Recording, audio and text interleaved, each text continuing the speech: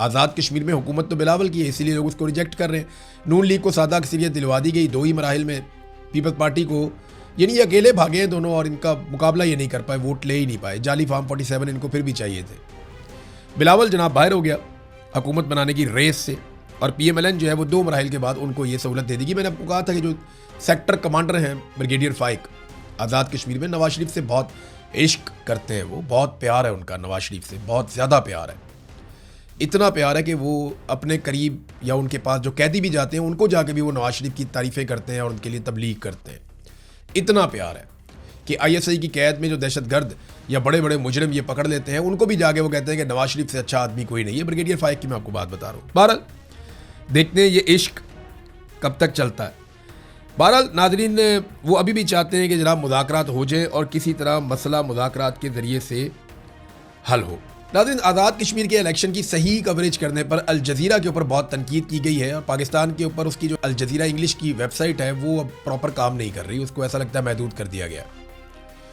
और वजारत इत्तलात इसके लिए इसलिए रिस्पॉन्सिबल है कि उन्होंने बाकायदा एक प्रेस रिलीज जारी कर दी अल जज़ीरा की रिपोर्टिंग के खिलाफ। सवाल मेरा यह है कि आज़ाद कश्मीर में इलेक्शन हो रहे हैं, वहां पे बैनुल-अक़वामी मीडिया जाता है और जाकर कवरेज करता है, तो इससे आपको क्या प्रॉब्लम है? और वो अगर अपनी रिपोर्टिंग करता है तो इससे आपको क्या प्रॉब्लम है? देखिए, बाइस्ड रिपोर्टिंग होती है, बाद औक़ात मीडिया करता है, वो प्लानिंग करके आता है, जैसे कि तालिबान के खिलाफ की गई अफगानिस्तान में, या अफगान गवर्नमेंट के खिलाफ भी की गई, बाद औक़ात ईरान के खिलाफ की गई, बाद औक़ात फ़लस्तीन या गाज़ा के खिलाफ की गई, बाद औक़ात डोनाल्ड ट्रंप के खिलाफ भी हुई, वो भी शिकवा करता है। तो ये होती है, बैनुल-अक़वामी सतह पे ये गेम खेले जाते हैं, लेकिन ऐसे डील नहीं किया जाता इन चीज़ों को। आप ये देखें ना कि यहाँ पे वो वेबसाइट ही बंद करने की कोशिश कर रहे हैं। उसके अलावा एक और पाबंदी लगा दी जनाब कि आप लाहौर, कराची और इस्लामाबाद से बाहर जाएंगे तो आप बता के जाएंगे। अब जो जर्नलिस्ट काम करते हैं बैनुल-अक़वामी मीडिया के साथ, वो सारे पाकिस्तानी लोग हैं, ज़्यादातर लोग पाकिस्तानी हैं। ऐसा नहीं है कि गोरे यहाँ पे आए हुए हैं, वो अपना बंदा नहीं भेजते पाकिस्तान में, हालात बहुत ख़राब हैं। उन्हें पता है हमारा बंदा आइडेंटिफाई हो जाएगा, कोई उठा लेगा, मार देगा। तो पाकिस्तानी वहाँ पे काम कर रहे हैं बैनुल-अक़वामी मीडिया चेन्स के लिए, अब उनके ऊपर भी नई तरह की पाबंदियाँ लगाई जा रही हैं। नाज़रीन, आज वज़ीरिस्तान में धमाका हो गया। कभी हंगू में दहशतगर्दी होती है, कभी पेशावर में दहशतगर्दी होती है, कभी कबल में दहशतगर्दी होती है, कभी किसी और एरिया में दहशतगर्दी होती है। लगातार दहशतगर्दी के वाक़यात खैबर पख्तूनख्वा में बढ़ते चले जा रहे हैं। क्यों बढ़ते चले जा रहे हैं इसके बारे में खुलकर कोई बात नहीं कर रहा, लेकिन मुराद सईद ने कहा कि जब भी कभी हम सवाल उठाते हैं तो दहशतगर्दी बहुत तेज़ी से बढ़ जाती है और हमारे इलाकों में मारकुटाई शुरू हो जाती है। इसको ज़रा आज सिंप्लीफाई कर देते हैं कि पाकिस्तान की जो मिलिट्री एस्टेब्लिशमेंट है उसके मुखालिफिन कहते क्या हैं। ज़रा सादा अल्फाज में आपको आज ये बात मैं समझाता हूँ। इनका ये मानना है कि पाकिस्तान की फ़ौज इन दहशतगर्दों को कंट्रोल करती है और इनके ज़रिए से इस खित्ते में अपने मकासद हासिल करती है। जर्नैल इस गेम को खेलते हैं, कभी ये दहशतगर्द अफगानिस्तान में इस्तेमाल होते हैं, कभी दहशतगर्द इंडिया में इस्तेमाल होते हैं, कभी दहशतगर्द पाकिस्तान में इस्तेमाल होते हैं। तरीक़ाकार क्या है कि जहाँ पे पाकिस्तान की मिलिट्री एस्टेब्लिशमेंट जाकर बैठना चाहती है, वो वहाँ पहले दहशतगर्दी के वाक़यात करवाती है, और जब वहाँ दहशतगर्दी बहुत बढ़ जाती है, आग लग जाती है, तो उसके बाद ऑपरेशन के बहाने वहाँ पहुँचते हैं और फिर उस एरिया पे कंट्रोल हो जाता है और फिर दहशतगर्दी ख़त्म हो जाती है। ये उन लोगों का मानना है। मुराद सईद ने भी ये बात की, बाकी लोगों ने भी यही बात की, अमन पासून वाले भी यही बात करते हैं, खैबर पख्तूनख्वा के वकला से आप मिले वो भी यही बात करते हैं, सहाफ़ियों से मिले ऑफ द रिकॉर्ड वो सारे लोग यही बात करते हैं। ओपनली कहने में ज़रा लोग डरते हैं, वो ये कहते हैं जी कि हमें उठा लेंगे, मारेंगे, गायब कर देंगे, तशद्दुद करेंगे, जान से मार देंगे, तो हम क्या करें। अच्छा, जो बोलता है ना उसके ऊपर भी अटैक होता है। अब जो हमले हो रहे हैं, आप गौर कीजिएगा, ये हो रहे हैं उन लोगों पर जो अमन के लिए आवाज़ उठाते हैं। अब जो बंदा कह रहा है अमन होना चाहिए, ऑपरेशन नहीं होना चाहिए, जो बंदा ऑपरेशन के खिलाफ है, अमन के खिलाफ है, उसके ऊपर अचानक से हमला हो जाता है। जो ये कहता है कि मैं मिलिट्री ऑपरेशन नहीं करवाना चाहता, उसके ऊपर भी हमला हो जाता है। तो तालिबान अगर फौज से लड़ रहे हैं तो उनको तो फौज का ऑपरेशन सूट ही नहीं करता, तो फिर वो ऐसे लोगों पे अटैक क्यों करते हैं जो लोग ये कह रहे हैं कि जनाब ऑपरेशन नहीं होना चाहिए, और लगातार पुलिस को निशाना बनाया जा रहा है। तो जैसे जैसे 5 अगस्त करीब आ रही है, आप गौर कीजिए, पिछले चंद दिनों में दहशतगर्दी के वाकयात एक्सेलरेट हुए हैं।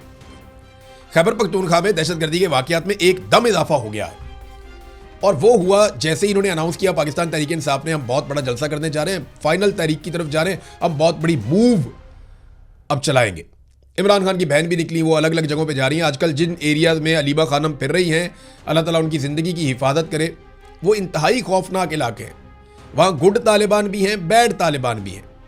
बैड तालिबान वो हैं जिनके बारे में ये तासुर है कि वो पाकिस्तान की मिलिट्री एस्टेब्लिशमेंट की बात ही नहीं सुनते, वो कंट्रोल ही नहीं हो सकते। गुड तालिबान वो हैं जो पाकिस्तान की मिलिट्री एस्टेब्लिशमेंट की बात सुनते हैं और उनके कहने के मुताबिक कंट्रोल भी हो जाते हैं। और गुड तालिबान को लाके बसाने की बात जनरल बाजवा ने खुद पार्लियामेंट के सामने की थी। यानी वो लोग पार्लियामेंटेरियंस बैठे हुए थे इमरान खान से, ये बार बार कहते रहे कि जनाब हमने इनको लाकर बसाना है यहाँ पे, ये हमारे अपने लोग हैं। गुड तालिबान वो हैं जिनसे किसी को भी उठवाया जा सकता है, किसी को मरवाया भी जा सकता है। अली अमीन गंडापुर ने मुझे कहा, और बहुत पब्लिकली उन्होंने बार बार ये बात की, अली अमीन गंडापुर ने, कि जो गुड तालिबान है ना, ये फौज का खेल है, ये नहीं खेलना चाहिए। और पुलिस भी बिगड़ गई थी खैबर पख्तूनख्वा की, जनाब हमें हथियार दें, हमें इख्तियारात दें, हम जाने और दहशतगर्द जाने। हम दहशतगर्द को पकड़ते हैं, एजेंसियां आगे छुड़ा के ले जाती है, जनाब हमारा एसेट है। यानी एक बंदे को पकड़ा बम के साथ, बंदूक के साथ, दहशतगर्दी वो कर रहा था, वो जुल्म कर रहा था, उसको पकड़ लिया पुलिस ने, बड़ी मेहनत के साथ पुलिस पकड़ती है, वो एजेंसियां आगे छुड़वा के ले जाती है, हमारा आदमी है। तो गुड तालिबान ये है। बैड तालिबान वो है जो फौज की बात भी नहीं सुनता, फौज पे भी अटैक करते हैं। तो दोनों तरह के तालिबान मौजूद हैं, गुड तालिबान, बैड तालिबान। अब सुहेल अफरीदी ने कहा क्या, जरा ये आप सुने। उन्होंने कहा जी मैं पॉलिसी साजों को कहता हूं कि आप अपनी पॉलिसी के असरात का अंदाजा आपको नहीं होता। बंद कमरों में कोई पॉलिसी खैबर पख्तूनख्वा में नहीं चलेगी। आप अपने बच्चों के बारे में सोचें कि तीरा के बच्चे सर्दी के अंदर कैंपों में पड़े हुए हैं, आपके बच्चे वहां पे रह सकते हैं, आप रह सकते हैं? तो आपने हमें बहुत तकलीफ दी है। पॉलिसी वही चलेगी जो खैबर पख्तूनख्वा की अवामी हुकूमत बनाएगी। मैं आपको पॉलिसी के साथ गारंटी देता हूं कि अगर 100 दिन के अंदर खैबर पख्तूनख्वा में अमन आ जाएगा, अगर आप मेरी पॉलिसी चलने दें। ये बात की सुहेल अफरीदी ने कि डंडे की पॉलिसी खाली नहीं चलेगी, ये गुड तालिबान बैड तालिबान वाला खेल नहीं चलेगा। आप हमें मौका दें, मुझे मेरी पॉलिसी इंप्लीमेंट करने दें, मुदाखलत ना करें, 100 दिन के अंदर खैबर पख्तूनख्वा में अमन आ जाएगा। फिर उन्होंने कहा मुसलसल इन लोगों को छोड़ा जा रहा है। इसके दो मतलब हैं, एक तो इनको छोड़ दिया खुला कि जो मर्जी करें, दूसरा ये है कि इनको बाकायदा भिजवाया जा रहा है कि ये कार्रवाइयां डालो, जानबूझकर छोड़ा जा रहा है। स्वात में जो हुआ, बुनेर में कुछ होने जा रहा है, हंगू में वाकया किसकी गफलत की वजह से हुआ, दीर का वाकया हुआ, पुलिस इनको बुला रही थी सिक्योरिटी फोर्सेस को कि आओ आके हमारी मदद करो उस वक्त, लेकिन कोई नहीं आया, वो नहीं आए। यही बात तो हुई वहां पे बलूचिस्तान में भी कि जब पुलिस के ऊपर अटैक आया, पुलिस को मदद चाहिए थी, पीछे से उन्होंने फौज को बुलाया, फौज आई नहीं। वो बहुत करीब थे लेकिन वो नहीं आए, सारी रात वो लड़ते रहे, सारे शहीद हो गए, बाकियों को उठा के ले गए, पहाड़ों पे मार के लाशें फेंक दी, फौज नहीं आई।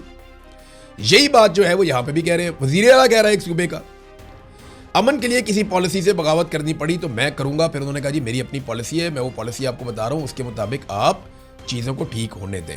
मुराद सईद ने भी यही बात की थी कि जो लोग अमन की बात करते हैं उनके ऊपर हमले शुरू हो जाते हैं, ऐसा क्यों होता है। नाजरीन, एक लड़ाई और भी चल रही थी, आपको याद होगा, मोहसिन नकवी, उनकी कंपनी PMLN पीपल्स पार्टी, कोई, मैंने आपको पहले भी बताया कि ऐसी कोई लड़ाई नहीं है। नवाज शरीफ ने अपनी पार्टी को ये कहा है कि मोहसिन नकवी के सामने किसी ने किसी किस्म की बदतमीजी नहीं करनी।